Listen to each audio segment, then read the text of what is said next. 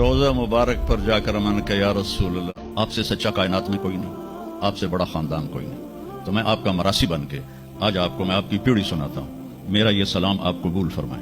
ये वाक़या है सुबह 10-11 बजे का, तो ऑफ सीज़न था, इतना रश नहीं था। असर के बाद मैं निकला नमाज पढ़ के, तो एक लड़का भगा भगा आया, कहा जी आप मौलाना तारिक जमील हैं? मैंने कहा जी। मैं कहा तुम मुझे पहचानते हो?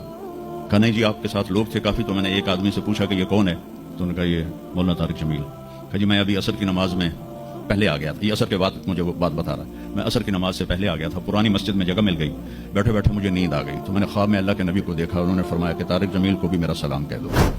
सबसे आखिर में अल्लाह ताला ने जनाब रसूलुल्लाह सल्लल्लाहु तआला अलैहि वसल्लम को पैदा किया।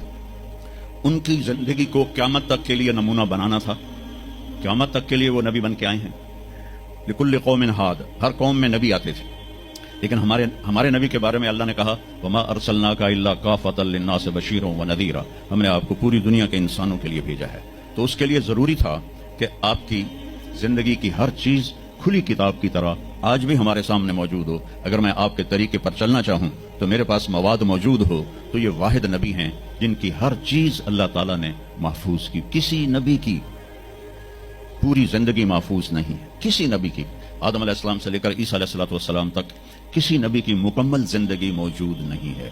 और हमारे नबी की जिंदगी पैदाइश से लेकर आंख बंद होने तक एक एक पल की जिंदगी आपकी हमारे पास मौजूद है। मैंने एक आयत पढ़ी थी, लक़द जाअकुम रसूलुम मिन अनफुसिकुम।